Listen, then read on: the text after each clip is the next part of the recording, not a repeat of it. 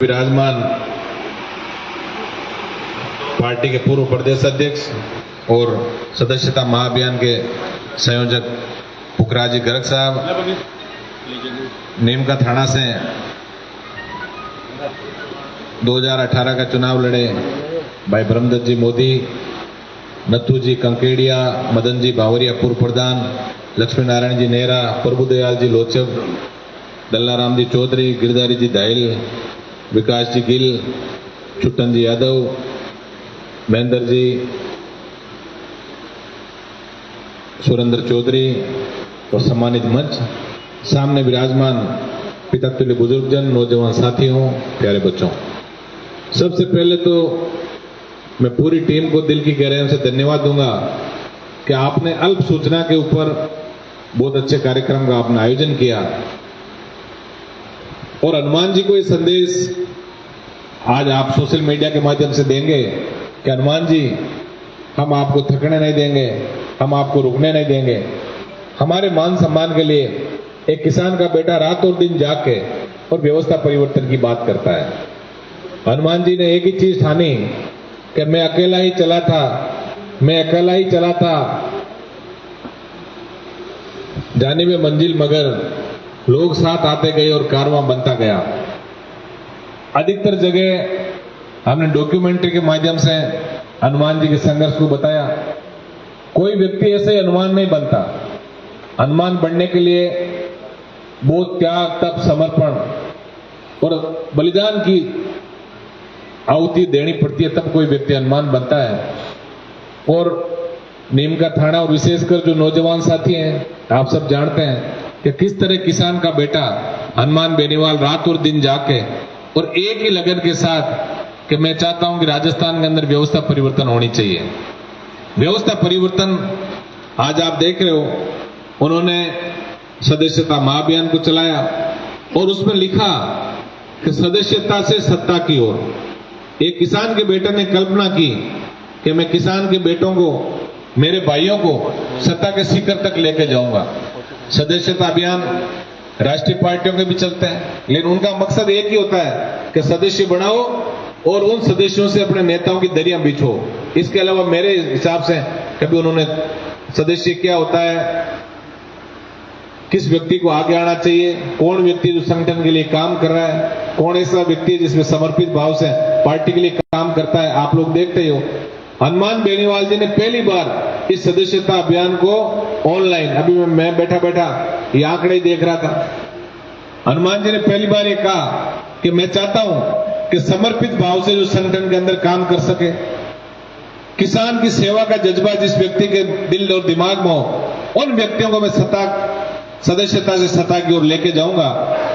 31 जुलाई से 31 अगस्त तक एक महीना हमारी सदस्यता महाअभियान चलेगा और उसके बाद 31 अगस्त के बाद हम एक नई कार्यकारिणी की घोषणा हनुमान जी करेंगे जयपुर के अंदर, जिसके अंदर ये रहेगा कि किस व्यक्ति ने राजस्थान में सदस्यता महाअभियान में बढ़ चढ़ के काम किया, कौन वो व्यक्ति है जो समर्पित भाव से संगठन के लिए काम कर रहा है। तो निश्चित रूप से जो अच्छा काम करेगा उसको रिवार्ड भी मिलना चाहिए। आजकल तो आप देख रहे हो, जब कहीं शॉपिंग मॉल में भी अपन जाते हैं, अपना मोबाइल नंबर जब वो एंटर करता है तब मैसेज आता है कि आपके इतने पॉइंट ड्यू है, इतने रिवार्ड्स आपको मिलने चाहिए। तो निश्चित रूप से ये जो सदस्यता महाअभियान हनुमान जी ने चलाया ऑनलाइन, इसके अंदर हमें पूरे राजस्थान से ये एक सामूहिक डाटा हमें उपलब्ध होंगे कि कौन सी विधानसभा में कौन व्यक्ति किस हिसाब की मेहनत कर रहा है, कौन व्यक्ति हमारे लिए नए सदस्य जो हनुमान बेनीवाल जी से जोड़ रहा है, और उनको कहीं ना कहीं रिवार्ड आने वाला जो हमारा संगठन की कार्यकारिणी घोषित होगी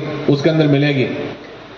दोस्तों, मैं युवा साथियों से विशेष अपील करूंगा, हमें जो सत्ता के इर्द गिर्द जो लोग रहे हैं, उन लोगों ने हमें सारी बातें सिखाई कि आपको नारे जोर से लगाना है, आपको नेताओं के पीछे भागना है, लेकिन एक चीज हमें नहीं सिखाई, और वो नहीं सिखाया कि हमें संगठन से काम कैसे करना है। अनुशासन जो है, आप लोगों ने देखा वो बुजुर्ग जो बैठे, आज मुझे बड़ा अच्छा नीमका थाना में ये बात लगी कि आपने बुजुर्गों को से सम्मान आपने मंच के ऊपर बिठाया, और युवा पीढ़ी जो क्रांति की अग्रदूत रही है, चाहे देश की क्रांति की बात यदि हम करें, और वैश्विक परिदृश्य यदि विश्व पटल पे देखें तो निश्चित रूप से युवाओं की बहुत बड़ी जिम्मेदारी कोई किसी भी क्रांति के लिए रही है और युवा ही क्रांति का सूत्रपात युवाओं से हुआ है। तो मुझे बड़ा अच्छा लगा कि आपने आशीर्वाद लेने के लिए बुजुर्गों को मंच पे बिठा के और आप लोग हनुमान के सिपाही जो है वो सही दिशा के अंदर आप आगे बढ़ रहे हो। हमने जिस दिन संगठन चलाना और अनुशासन और संगठन की क्या क्या मर्यादाएं होती है ये हमने जिस दिन सीख लिया उस दिन हमें सत्ता के शिखर पे पहुंचने से कोई नहीं रोक सकता। आपने महाभारत काल का एक छोटा सा मैं प्रसंग सुनाऊंगा जिसके अंदर अर्जुन जो है वो जब अभिमन्यु सुभद्रा जी के पेट के अंदर थे तब अर्जुन ने चक्रव्यूह में कैसे व्यक्ति प्रवेश करता है और उन योद्धाओं से लड़के और चक्रव्यूह से कैसे जीत के बाहर आता है वो प्रसंग उनको सुना रहे थे। लेकिन अब रात हो गई थी सुनाते सुनाते और सुभद्रा जी को नींद आ गई। तब तक अर्जुन ने ये तो बता दिया कि चक्रव्यूह में घुसा कैसे जाता है और तब सुभद्रा जी को नींद आ गई। अब उसके आगे जब वो अभिमन्यु पेट में थे वो बात सुभद्रा जी सुन नहीं पाई अर्जुन से कि बाहर कैसे निकला जाता है लड़के और उसका खामियाजा अभिमन्यु को अपनी जान देके गंवाना पड़ा। यदि वो सुभद्रा जी जागते और अर्जुन से पूरी बात यदि वो सुन लेते तो निश्चित रूप से अभी चक्रव्यूह में प्रवेश भी करते उन कौरवों से लड़के और चक्रव्यूह को भेद के बाहर भी शकुशल आते। अभी मैं कई बार देखता हूँ हम लोग संगठन की बात करते हैं मीटिंग है इतने बच्चों के टेलीफोन आ जाता है फिर वो कान के लगा उधर चला जाता है। कोई भी वक्ता जो आपको संबोधित करने के लिए आया है हो सकता है वो आपको कोई बहुत बड़ी काम की बात भी बता दे। तो हम ऐसे मामले में जब भी आए हैं क्योंकि ये सही बात है कि हमारी संगठनात्मक मीटिंगें थोड़ी कम हुई है अभी हमने संगठन का को सुचारू रूप से चालू करने का हमने निर्णय किया है। उसके अंदर हमें कई चीजें हम लाएंगे मोटिवेशनल स्पीकर जिन्होंने संगठन में अच्छा काम किया जो समर्पित भाव से संगठन में काम कर सकते हैं और उनका हमें उनके विचारों से हमें लाभान्वित होना है हमें सही दिशा के अंदर आगे बढ़ना है। और मैं चूंकि मैनेजमेंट का स्टूडेंट रहा हूं मैंने एक चीज जरूर सीखी है कि बोथ इज ऑलवेज राइट। इस चीज को आपको सोचने की जरूरत है क्योंकि देखने में अक्सर ये आया हम किसान परिवार के लोग हैं और ये एक मानव प्रवृत्ति है इसको कोई नहीं रोक सकता। मुझे ये लगता है कई बार कि सबसे अच्छा काम मैं ही कर रहा हूं लेकिन कोई आके आंकड़ा पेश करता है एमएलए साहब आप तो ये कर रहे हो और उस दूसरे विधायक ने ये किया तो मुझे पढ़ के फिर मुझे संकोच नहीं होना चाहिए ये स्वीकार करने में कि हाँ भाई दूसरे विधायक ने मेरे से ज्यादा काम किया है। इसी से संगठन चलता है ये अनुशासन की बात है। कई बार आपको लगता है कि यार काम तो मैंने ज्यादा किया और मंच पे वो बैठ गया उसके लिए आप नाराज मत हो आप उसके साथ चलो। देखिए संगठन के अंदर कई चीजें होती है जातीय समीकरण भौगोलिक दृष्टिकोण का सारा सिस्टम को यदि हम एनालिसिस करें तो कई बार संगठनों की भी मजबूरी होती है कि कई लोगों को सब लोगों को साथ के चलने का वो होता है तो कई बार उसको पद मिल जाता है। उसके लिए आप नाराज मत हो उसके लिए आप उसके बराबर भागते रहो। और आप जब सेना की भर्ती होती है आजकल सेना की रैली आप लोग देख रहे हो और शेखावाटी में मेरे हिसाब से आपसे ज्यादा तो कोई जानता नहीं है सेना की रैलियों के बारे में क्योंकि देश सेवा के अंदर ये हमारा परम सौभाग्य है कि देश के अंदर सबसे ज्यादा हमारी सीमा की रखवाली करने वाले जवान जो शेखावाटी अंचल से आते हैं। आप लोग हमेशा देश की सेवा की जहां भी भर्ती रैली होती है उसके अंदर जब व्यक्ति दौड़ना शुरू करता है तो बिल्कुल दम लगा के दौड़ता है उसको ये लगता है कि मैं ही प्रथम आऊंगा मैं ही सबसे तेज दौड़ रहा हूं लेकिन आगे जो रस्सी बांधी हुई होती है उससे जो टच होता है उसको विनर घोषित कर देते हैं उसको कह देते हैं सेलेक्ट और जो जिनको नहीं करता उनको बाहर निकाल देते हैं। यही संगठन है आपको भी बराबर भागते रहना है। जो पहले चाहे अपना छोटा भाई भी हो और यदि उसने पहले रस्सी को टच कर लिया तो कायदे से विनर वही हो गया। हमारे संयुक्त परिवारों को आप देखो कि किस तरह संयुक्त परिवारों के अंदर 200, 400 जो बुजुर्ग बैठे हैं ये ज्यादा जानते हैं इसके बारे में। अब हम तो जिस पीढ़ी हमारी जो आई है 25 साल से जो नीचे के बच्चे हैं इनको संयुक्त परिवारों के बारे में थोड़ा ज्ञान कम है क्योंकि हमारे एकाकी परिवार हो गए सिंगल परिवार फैमिली हो गई हम दो हमारे दो इसके अंदर। पहले मैं भी संयुक्त परिवार का हिस्सा रहा हूं और हमने देखा कि किस तरह 100-200 लोगों के जो परिवार होते थे उसको मुखिया जो एक ही होता था उसके इशारों से सारे लोग काम करते थे। ये तो उनका समर्पण हुआ लेकिन जो मुखिया जो होते थे उनकी नैतिक जिम्मेदारी ये थी कि वो लोग शाम को सब लोगों के साथ बैठ के और राय मशविरा भी करते, एक दूसरे का चेहरा भी देखते, एक दूसरे से आई कांटेक्ट वो करते और पता लगता है कि यार ये फला आदमी, भाई बता तेरे को क्या शिकायत है, तुझे क्या उदासी है। ये सब चीजें जब सोचते तभी तो परिवार आगे बढ़े। आज यही हो रहा है कि संगठन में जो पदाधिकारी बढ़ जाता है वो फिर दूसरे लोगों को फीडबैक नहीं जानता, दूसरे लोगों की भावना क्या है, उनका समर्पण क्या है, उसको जो जहां पहुंचाना चाहिए वहां नहीं पहुंच पाता और उससे असंतोष भी उभरता है। मैं चूंकि संयुक्त परिवार का हिस्सा रहा हूं मैं, और आप लोगों के आशीर्वाद से अच्छे अच्छे संस्थाओं में पढ़ने का मौका मिला, लेकिन एक चीज जो संगठन के लिए सबसे जरूरी है, तो मैंने कहा ना बॉस इज ऑलवेज राइट।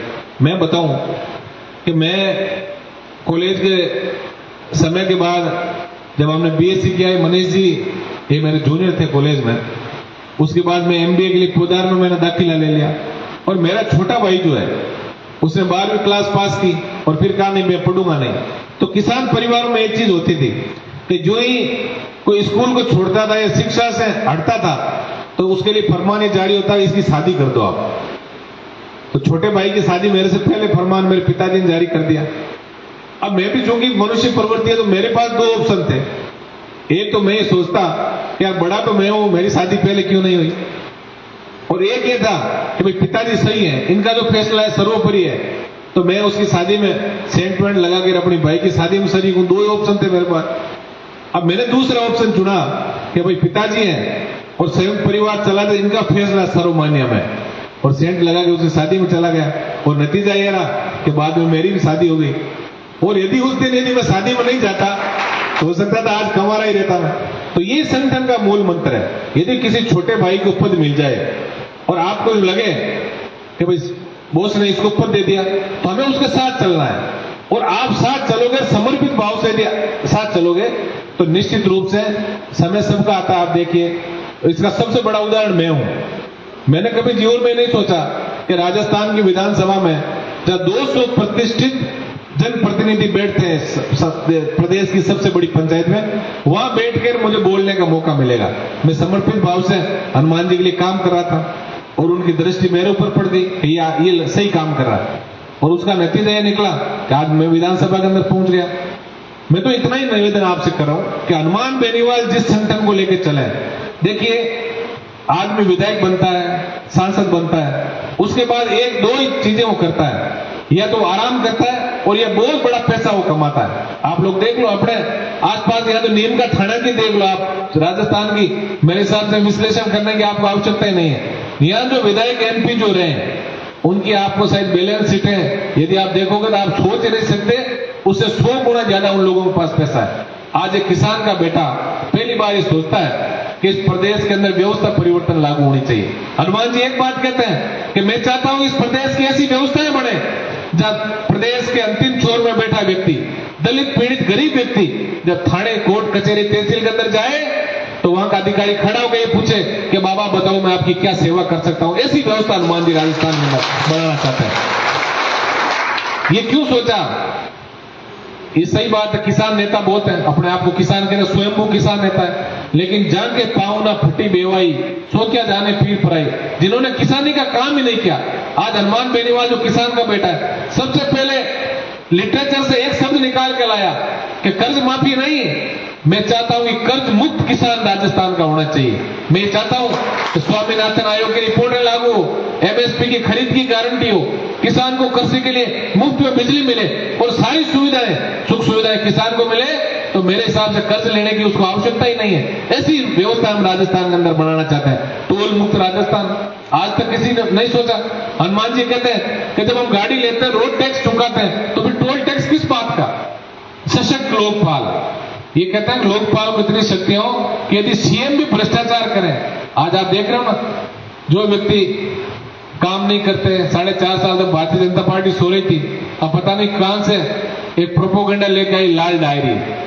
आप गांव के व्यक्ति हो, सब जानते हो, जब हम छोटे थे, अब तो नया लिटरेचर आ गया, अब तो बच्चों को दूसरे लिटरेचर से डराने लगे लोग, गब्बर आ जाएगा। पहले जब हम छोटे थे तब गब्बर उब्बर नहीं थे, उस टाइम में माता पिता कहते थे जो बच्चा रोता था कि सो जा वरना हाउ आ जाएगा। किसी ने देखा क्या हूं? कोई अस्तित्व नहीं उस हाउ का, और उस बिना अस्तित्व के सबसे बच्चों का शोषण माता पिता ने लंबे समय तक किया। यही लाल डाल गया है, हाउ के अलावा कुछ नहीं है। मैं तो निवेदन आप सबसे करूंगा, और विशेषकर युवा साथियों से, कि आप आत्मविश्लेषण करना सीखो।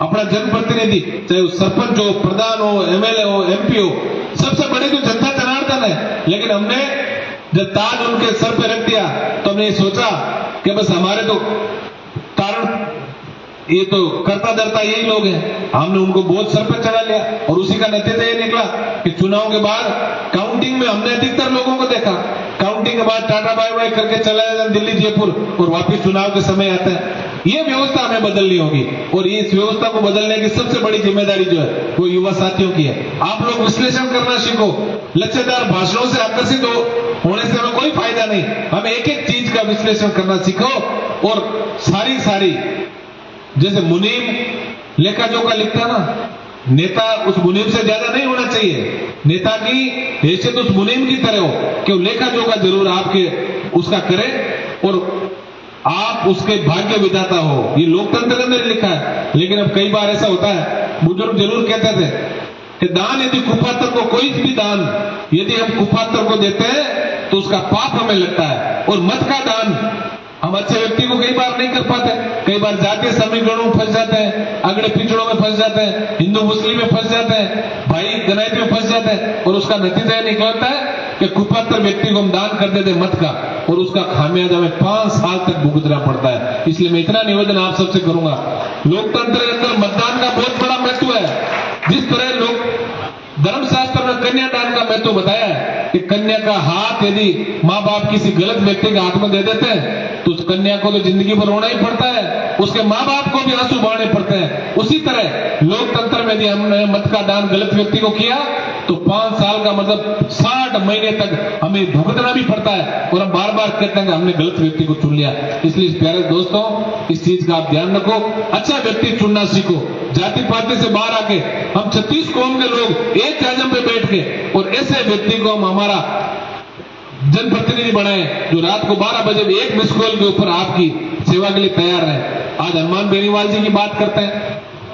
आज राजस्थान के अंदर दोनों पार्टियां घबराई हुई है। उनके जब आप देखते हो टीवी पे कहीं चाहे वाद विवाद हो, दूसरी डिबेट हो, सबसे पहले कहते नहीं आरएलपी का कोई अस्तित्व नहीं, देखा नहीं देखा आपने, ये कुंठा है उन लोगों की। उनको लग रहा है कि किसान का बेटा हनुमान बेनीवाल, जिसके पास कोई संसाधन नहीं, कोई बड़े घराने से नहीं, उसके बावजूद जिस तरह से जनता जनार्दन का आशीर्वाद हनुमान जी को मिल रहा है, उसके अंदर हमें कहीं ना कहीं लोगों को लुभाने का प्रयास करना चाहिए। और उसी का आप लोगों के प्यार प्रेम का ही नतीजा है कि हनुमान बेनीवाल कहता है कि मैं थकूंगा नहीं और मेरे भाइयों को सत्ता के शिखर तक मैं लेके जाऊंगा। ऐसी सोच के साथ हनुमान बेनीवाल आगे चला है। तो मैं इतना निवेदन आप सबसे करूंगा कि हम सब एक होके, क्योंकि सत्ता प्राप्ति जिन लोगों ने की उन्होंने एक ही चीज सीखी कि जयपुर और दिल्ली के अंदर शाम को क्लबों के अंदर साथ में चीयर्स करते ही हैं, इनका और कुछ नहीं है, एक साथ चीयर्स करते हैं और एक ही बात करते हैं कि फूट डालो और राज करो। किसी को हिंदू मुस्लिम में लड़ा दो, किसी को अगड़े पिछड़ों में लड़ा दो, किसी को कोई दूसरे एक दूसरे के मार्फत लड़ा के, और हमें सत्ता 5 साल के बाद प्राप्त हो जाए। इसलिए मैं इतना निवेदन कर रहा हूं हनुमान बेनीवाल की तरफ। आज 36 कौम के लोग जो है वो बहुत आशा भरी दृष्टि से देख रहे हैं। इसके कई उदाहरण मैं बताना चाहूंगा आपको। मैं अभी बीच में दिल्ली जाने का मुझे मौका मिला, और हनुमान जी के पास एक व्यक्ति का फोन आता है, एक बच्चे का, कि हनुमान जी मैं जागीर समाज का व्यक्ति हूं और मैंने कभी आपको वोट नहीं दिया, मैं आपके संसदीय क्षेत्र का व्यक्ति नहीं हूं, लेकिन आज मेरे ऊपर इतनी बड़ी विपदा पड़ी है और मेरा मन ये कह रहा है कि देश के अंदर इस परिस्थिति में यदि कोई बंदा मदद कर सकता है तो वो सिर्फ और सिर्फ हनुमान बेनीवाल है। मेरे पिताजी रेल के इस बोगी में, इस बर्थ पे, ये नाम है, सफर कर रहे हैं, उनको हार्ट अटैक आ गया और वो गाड़ी जो गुजरात के अंदर चल रही थी ट्रेन, हनुमान जी ने तुरंत ही रेल मंत्री को भी ट्वीट किए, वहां के डीआरएम को भी ट्वीट किए, और थोड़ी देर बाद उनका वापस रिप्लाई आता है कि एमपी साहब आपने जिस व्यक्ति की डिटेल हमें बताई थी उस व्यक्ति को अगले स्टेशन पे उतार लिया है और अब मेडिकल चेकअप के बाद इनकी स्थिति स्टेबल है। मैं कह रहा हूं इससे बड़ी अपेक्षा है कोई राजस्थान में किसी नेता से कर सकता है क्या? आज रात को 12 बजे भी यदि किसी को जरूरत पड़ती है, पीड़ित व्यक्ति को सबसे पहले हनुमान बेनीवाल याद आते हैं, और हनुमान बेनीवाल का ट्वीट भी सबसे पहले आता है, और उनका ट्वीट इतना ही आता है चाहे वो संबंधित कलेक्टर हो, चाहे एसपी हो, चाहे डीआईजी हो, चाहे चीफ सेक्रेटरी हो, कहते थे अगर पीड़ित व्यक्ति को न्याय नहीं मिला तो मैं दल बल के साथ आऊंगा, और थोड़ी देर बाद ही पता लगता है उसको न्याय मिल गया। ये आपकी ताकत है। कोई व्यक्ति बड़ा नहीं होता लोकतंत्र के अंदर। लोकतंत्र में वो व्यक्ति बड़ा होता है जिसके पीछे सिर ज्यादा होता है। इस चीज का आपको ध्यान में रखना है। मैं तय निवेदन आप सबसे करूंगा, और विशेषकर युवा साथियों से, मिस कॉल से सदस्य बढ़ाने का हमारा कार्यक्रम अनवरत जारी है, लेकिन कई चीजें देखने को मिली इस सदस्यता महाअभियान में कि कई जगह नेटवर्क नहीं रहता, कई जगह जो छोटे फोन है गांव के अंदर हमारे बुजुर्गों के पास, उसमें उनका इनबॉक्स भर जाता है तो उनके मैसेज नहीं आते समय पे। कई हमारी बहन बेटियां जो है उनको यदि हम फोन कर मिस कॉल और ओटीपी की बात करते हैं तो वो थोड़े हिचकिचाते भी हैं। तो हम ऑनलाइन सदस्यता के साथ साथ अब ऑफलाइन का ऑप्शन भी हम लोग लेके आए हैं। ये डायरिया अभी जैसे हमारे प्रदेश के संयोजक, उसके बाद संभाग के संयोजक, संभाग के संयोजकों के बाद जिले के संयोजक, जिले के संयोजक जो है वो विधानसभा के संयोजक बढ़ाएंगे, और विधानसभा के जो संयोजक है वो मंडल के संयोजक, और उसके बाद ग्राम पंचायत के संयोजक, और हमारी सबसे मजबूत कड़ी बूथ लेवल के संयोजक और सह संयोजक। उसके उन सब लोगों को हम डायरिया भी उपलब्ध करा रहे हैं जल्दी आजकल में ही। वो व्यक्ति घर घर जाके और सबसे पहले आग्रह करेगा, किसी भी व्यक्ति के यदि हम घर जाएंगे उनसे आग्रह करेंगे कि हम हनुमान बेनीवाल जी के नाम, मोबाइल नंबर, जिला, विधानसभा और सदस्यता क्रमांक।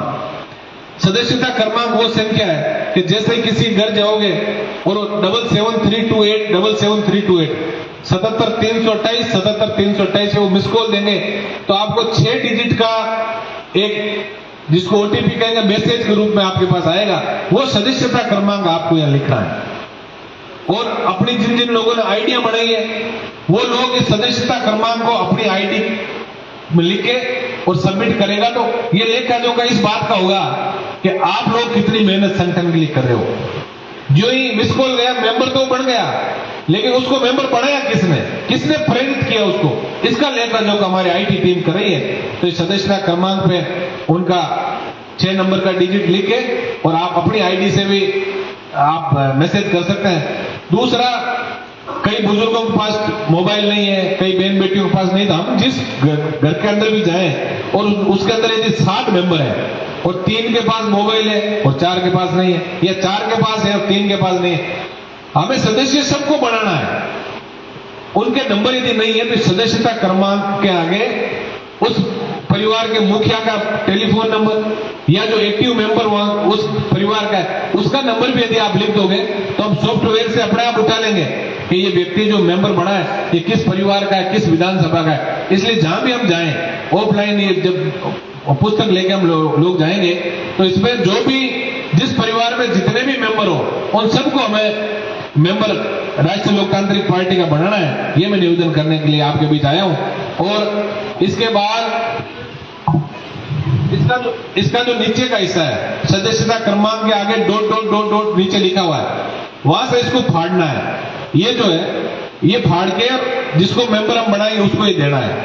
इसके अंदर सारा कुछ लिखा है कि हम हनुमान बेनीवाल जो किसान का बेटा है राजस्थान के अंदर क्या चाहता है, क्या व्यवस्था के अंदर परिवर्तन चाहता है। और आप सबसे बड़ी बात है लिटरेचर जो है उसी से लोग व्यक्ति आकर्षित होता है। कई बार आपने देखा होगा कि किसी व्यक्ति के बारे में ज्यादातर पूर्वाग्रह से ग्रसित होते हैं। कई बार हमें भी अवसर जब कहीं लगता है नया और बाहर से जब उसकी फीडबैक आती है कि ऐसा है वैसा है, लेकिन जब हमारे नजदीक बैठता हो और हम उसके विचार सुनते हैं तो हमें लगता है यार जिसने हमें फीडबैक दिया उसने गलत दिया। तो पूर्वाग्रह से अधिकतर लोकतंत्र के अंदर जो लोग ग्रसित हैं उन लोगों को हमें ये हमारा लिटरेचर देना है।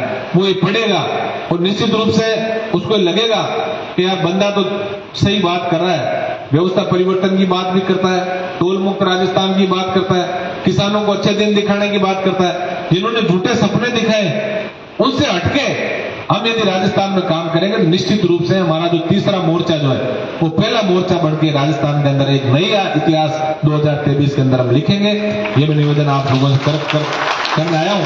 और अभी भी आज भी वैसे तो आप लोग सब पढ़े लिखे हो, जरूर आप लोगों ने मिस कॉल किए होंगे, लेकिन कई बार ऐसा होता है जैसे एवरेज 50,000 ऑनलाइन हमारे मेंबर बन रहे हैं तो 1 लाख लोग जो प्रयास कर रहे हैं, क्योंकि ट्रैफिक भी कई बार जाम हो जाता वेबसाइट का तो बढ़ नहीं पाते बार बार, आप लोग सोशल मीडिया पे मुझे भी मैसेज मेरे पास भी आते रहते हो, तो मैं तो इतना निवेदन आपसे करूंगा, बार बार आप प्रयास करें, जब तक आपके पास 6 डिजिट का ओटीपी या मैसेज वापस नहीं आ जाता। हम सबको एक ही, जिस तरह अर्जुन को ये कहा ना कि तेरे को क्या दिख रहा है, तो ये कहा मुझे वो चिड़िया की आंख दिख रही है जिसके अंदर मुझे तीर मारना है। हमें सोशल मीडिया के जो योद्धा है मेरे छोटे भाई, उनसे मैं निवेदन करूंगा, बुजुर्ग तो इन्होंने संयुक्त परिवार भी चलाए, संगठन की बातें ही हमसे बेहतर जानते हैं, इस चीज को भी हमें स्वीकार करने में कतई वो नहीं होना चाहिए कि हमारे बुजुर्ग जो है, जिन्होंने देश ही नहीं विदेश को भी भारत के बुजुर्गों ने संगठन और ये सारा संयुक्त परिवारों की परिभाषाएं सिखाई। लेकिन अब नई पीढ़ी जो आई है, इसके अंदर थोड़ा बहुत ये इस चीज की प्रॉब्लम है, हमें सोचना है कि अब दोनों जो राष्ट्रीय दल है उनके पास अथाह पैसा है। आपने देखा ना, ये मुक्का निकाल लगा, नहीं सहेगा राजस्थान। ये 4.5 साल बाद क्यों याद आया कि नहीं सहेगा राजस्थान? आप 4.5 साल भारतीय जनता पार्टी कहां सो रही थी? आप लोगों ने देखा कभी सड़क से लेके सदन तक किसी भारतीय जनता पार्टी के व्यक्ति को लड़ते हुए? इन्होंने एक ही बात सोची कि यह बारी बारी से एक बार तू और एक बार मैं की अब चलन है, इस बार कांग्रेस की सरकार नहीं आएगी, जनता इनसे तंग आके हमें वोट दे देगी। हमें गांव में ही बताना है कि आप बीजेपी कांग्रेस से तंग आ गए तो बीजेपी को वोट क्यों दोगे? हम बैठे हैं ना, हम यही करेंगे। हमारा जो व्यक्ति है, हमारे लिए जो लड़ रहा है, हमारा भाई हनुमान बेनीवाल, ये राजस्थान में ये आमूलचूल परिवर्तन करना चाहता है। यदि ये बात आप लोग ढंग से उनको बताओगे तो निश्चित रूप से राजस्थान के अंदर क्रांतिकारी परिवर्तन राजस्थान के अंदर 2023 के अंदर होंगे।